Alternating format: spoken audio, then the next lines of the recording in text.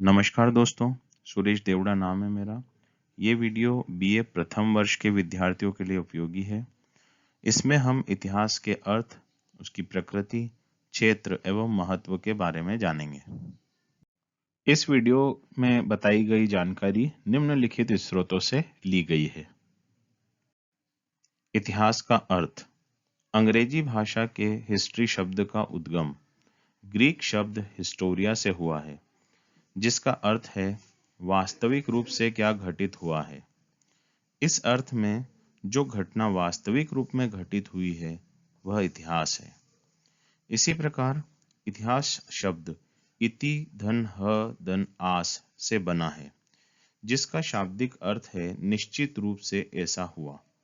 दोनों ही अर्थों से स्पष्ट है कि जो घटनाएं एवं गतिविधियां घटित हो चुकी हैं, उनका वास्तविक रूप में प्रस्तुतिकरण ही इतिहास है। इतिहास की प्रकृति एवं स्वरूप। प्रकृति या स्वरूप से अभिप्राय आकृति, विशेषता या स्वभाव से है।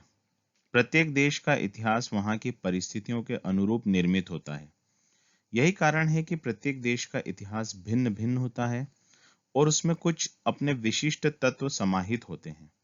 इसी कारण विद्वानों ने इतिहास के स्वरूप को लेकर भिन्न भिन्न विचार प्रस्तुत किए हैं। पहला, इतिहास का सामान्यवादी दृष्टिकोण। यह इतिहास की आरंभिक अवधारणा है। इसमें तथ्य के वर्णन एवं उनके रोचक प्रस्तुतिकरण पर जोर दिया गया है। इसमें यूनानी विद्वान हेरोडोटस और थ्यूसिडाइड्स प्रमुख हैं। हेरोडोटस ने फारस के युद्ध एवं समाज का वर्णन किया है। थ्यूसिडाइड्स ने अपनी पुस्तक पॉलिनेशियन वार में अतीत की घटनाओं का यथार्थ विवरण दिया है। इनका उद्देश्य इतिहास के तथ्यों को रोचक कहानी के रूप में प्रस्तुत कर शिक्षाप्रद बनाना था, परंतु इसमें वैज्ञानिक विधि का अभाव था।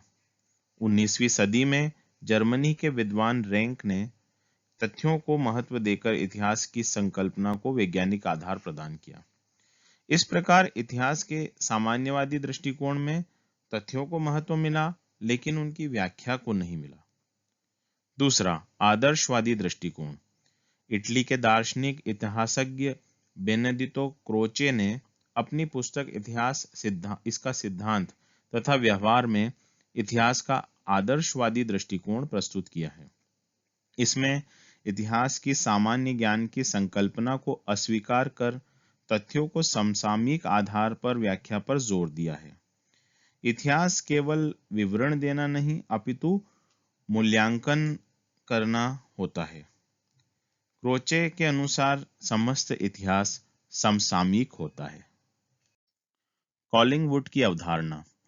कॉलिंगवुड ने अपने पुस्तक इतिहास की अवधारणा आइडिया ऑफ हिस्ट्री में क्रोचे के समान आदर्शवाद का प्रतिपादन किया है।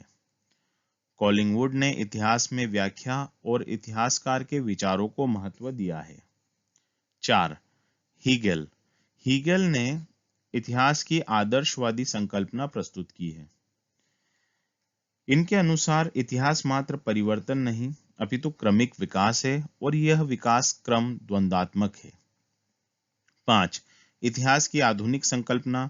E.H. कार ने अपनी पुस्तक व्हाट इज हिस्ट्री में लिखा है कि वस्तुतः इतिहास इतिहासकार और तथ्यों के अंतःक्रिया की अविच्छिन्न प्रक्रिया है एवं वर्तमान तथा अतीत के बीच अनवरत परिसंवाद है। यह अगोचर और एकांकी व्यक्तियों के बीच संवाद नहीं, अपितु वर्तमान कालिक समाज एवं अतीत कालीन समाज के बीच होने वाला संवाद है।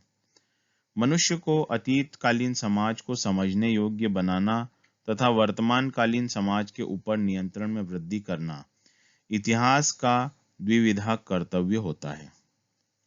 निष्कर्ष रूप में हम कह सकते हैं कि इतिहास अतीत की घटी घटना नहीं, अपितु इतिहासकार द्वारा परिकल्पनात्मक रूप में तथ्यों के आधार पर पुनरीक्षित घटना होती है।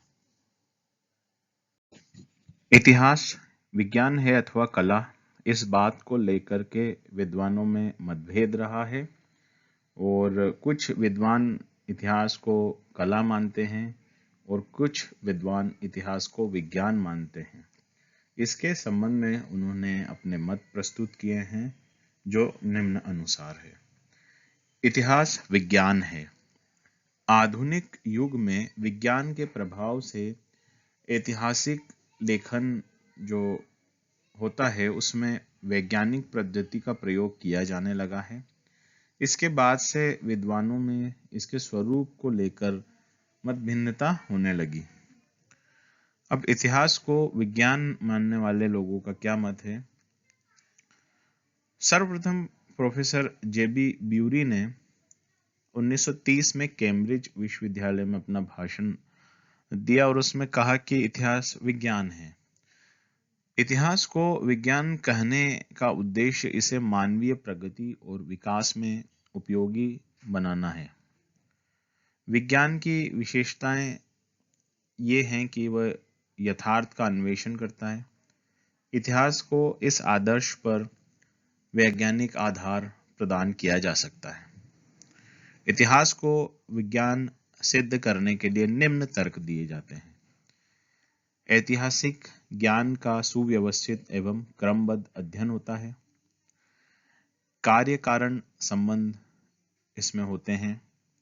इतिहास का अध्ययन भविष्यवाणी के लिए प्रेरणा प्रदान करता है।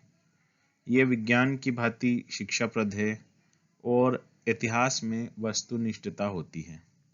तो ये निम्न आधार हैं जो इतिहास को विज्ञान बनाते हैं और इसके आधार पर विद्वान इतिहास को एक विज्ञान का विषय मानते हैं। इतिहास कला है। इस पक्ष के संबंध में भी कई इतिहासकार कई तर्क देते हैं और उन इतिहासकारों का मानना है कि इतिहास कला है और विज्ञान के साथ इसका विरोध नहीं है, लेकिन ये एक कला का विषय है और उसके लिए वो निम्न आधार मानते हैं। पहला बिंदु है कार्य कारण संबंध में अनिश्चितता का होना, अर्थात प्रत्येक घटना के पीछे कोई कारण अवश्य विद्यमान होता है, लेकिन हर बार एक ही तरह के कारण से एक ही तरह की घटना इतिहास में नहीं होती है, उसके अलग अलग परिणाम हो जाते हैं। तो इसीलिए कार्य कारण के संबंधों में यहाँ अनिश्चितता की बात कही गई है। दूसरा, सर्वमान्य तथ्यों का अभाव। इतिहास में कई टॉपिक ऐसे हैं जिसमें सर्वमान्य तथ्य नहीं होते हैं और उसमें अलग अलग विद्वानों की अपनी थ्योरियां और मत होते हैं। तो इसलिए यहाँ पर जो है इसे विज्ञान मानना सही नहीं मानते हैं इतिहासकार। तीसरा, तथ्यों का कलात्मक विश्लेषण, सुरुचि पूर्ण वर्णन। इसका आशय है कि कई बार इतिहासकार किसी तथ्य को विवेचन करते हुए उसमें कलात्मक पुट भी जोड़ देते हैं और इसके अलावा भी कुछ ऐसे मुद्दे होते हैं जिसमें उनकी रुचि होती है, तभी उसका वर्णन किया जाता है या उस विषय पर ज़्यादा तथ्य रखे जाते हैं। रुचि नहीं होने वाले विषयों को छोड़ दिया जाता है। 4, पर्यवेक्षण और परीक्षण का भी अभाव होता है। कोई घटना इतिहास में अगर घटित हो चुकी है तो उसको पुनः दोहराया नहीं जा सकता है। कोई युद्ध या कोई घटनाक्रम जो घटित हो गए हैं वो उसको लैब में उसका पुनः परीक्षण नहीं किया जा सकता, जबकि विज्ञान में हम लैब में पुनः परीक्षण कर सकते हैं किसी भी चीज़ का। 5वां, भविष्यवाणी इसमें संभव नहीं है। हालांकि इतिहास की घटनाओं के आधार पे हम भविष्य के संबंध में कुछ अनुमान लगा लेते हैं, लेकिन ये अनुमान पूर्णतः सही ही होगा ये कहा नहीं जा सकता। जबकि विज्ञान में अगर दो चीज़ें आपस में मिलाई जाती है तो जो तीसरा प्रोडक्ट उससे उत्पन्न होगा वो बिल्कुल सटीक होता है। तो इस आधार पर इतिहास को कला माना जाता है। इस प्रकार इतिहास को विज्ञान और कला दोनों ही माना जा सकता है और यही इतिहास का वास्तविक स्वरूप है। इतिहास का क्षेत्र। इतिहास का क्षेत्र अत्यंत व्यापक है।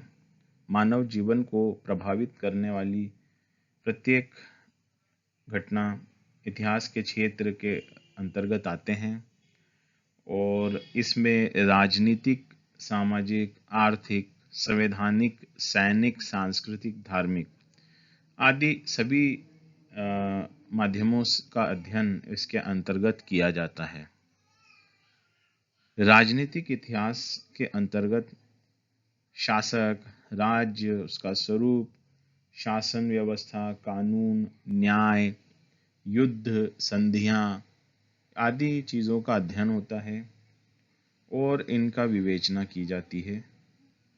संवैधानिक इतिहास प्राचीन काल से ही मानव के व्यवहार को नियंत्रित करने के लिए, नियमित करने के लिए समय समय पर वैधानिक संहिताओं की रचनाएं हुई, जैसे कि Manusmriti, Hammurabi code, Justinian code, code of Napoleon इत्यादि।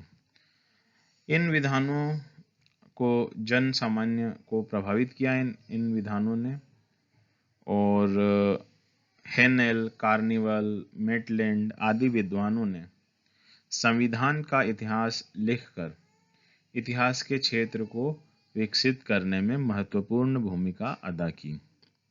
भारतीय संदर्भ में भी इतिहास में हम देखें तो संविधान निर्माण की एक लंबी प्रक्रिया है और वो भी इतिहास में अध्ययन का एक विषय है। तो ये संवैधानिक इतिहास के अंतर्गत आता है। आर्थिक इतिहास मानव समाज के विकास के साथ ही आर्थिक गतिविधियों का भी विकास आरंभ हुआ। आर्थिक इतिहास के अंतर्गत आजीविका के साधन, कृषि, पशुपालन, यातायात के साधन, उद्योग, व्यापार आदि विषयों का अध्ययन किया जाता है।